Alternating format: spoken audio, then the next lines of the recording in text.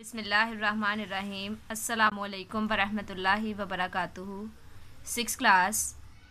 आज का हमारा टॉपिक है effects of different factors on the process of photosynthesis के फोटोसिंथेसिस के प्रोसेस पे कौन कौन से फैक्टर्स जो हैं वो इफ़ेक्ट करते हैं। तो सबसे पहले तो हमें ये पता होना चाहिए कि प्लांट्स को फोटोसिंथेसिस के लिए किन किन चीज़ों की ज़रूरत होती है, किन किन फैक्टर्स की ज़रूरत है। तो वो हैं वाटर, कार्बन डाइऑक्साइड गैस, इसी तरह प्लांट्स को लाइट भी चाहिए, क्लोरोफिल, टेम्परेचर। ये तमाम चीज़ें जो हैं ये फैक्टर्स हैं फोटोसिंथेसिस के।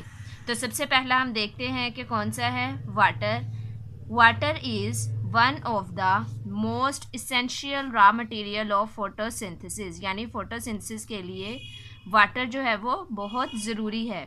The actual amount of water used in photosynthesis is very small. Less than 1% water is absorbed by the plant. अब ये जो 1% वाटर प्लांट्स एब्जॉर्ब कर रहे हैं, इनका क्या काम है? It maintains the turgor pressure of the cells. Cells की टर्जिडिटी को मेंटेन करना किसका काम है? वाटर का। The rate of photosynthesis decreases in the cells which have lost their turgor. The loss of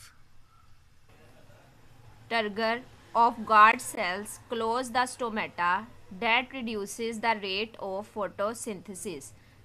अब यहाँ पे हमने देखा कि प्लांट्स को चाहिए वाटर फोटोसिंथेसिस के लिए, और वो उसकी अमाउंट है वेरी लेस अमाउंट, यानी बहुत कम मिकदार में। लेकिन वाटर के बगैर जो है वो फोटोसिंथेसिस पॉसिबल नहीं है।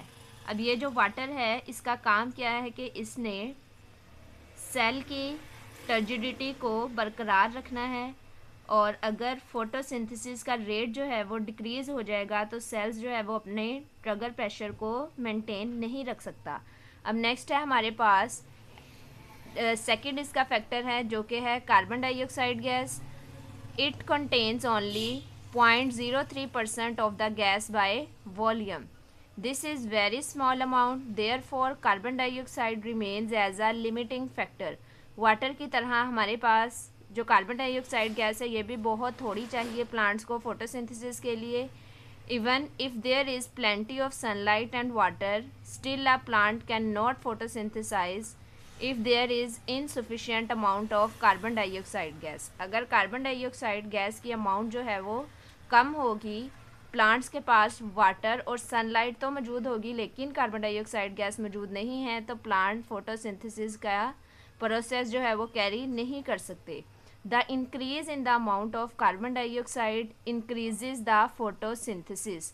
अगर कार्बन डाइऑक्साइड का लेवल जो है वो अमाउंट जो है वो इंक्रीज़ होगी तो ऑटोमेटिकली हमारे पास फोटोसिंथेसिस का प्रोसेस भी स्पीड अप होगा।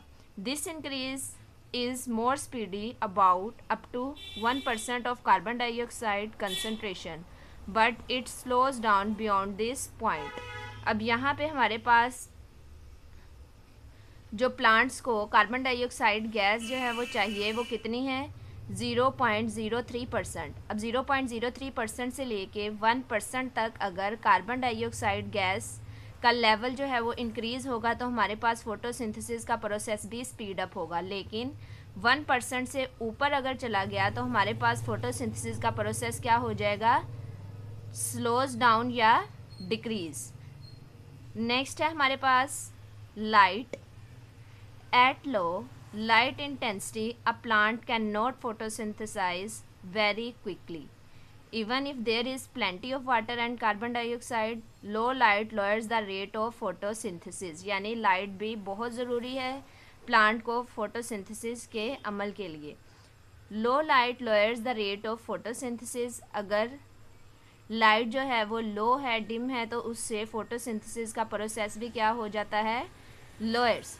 Increasing the light intensity will enhance the speed of photosynthesis. High light intensities also affects the rate of photosynthesis.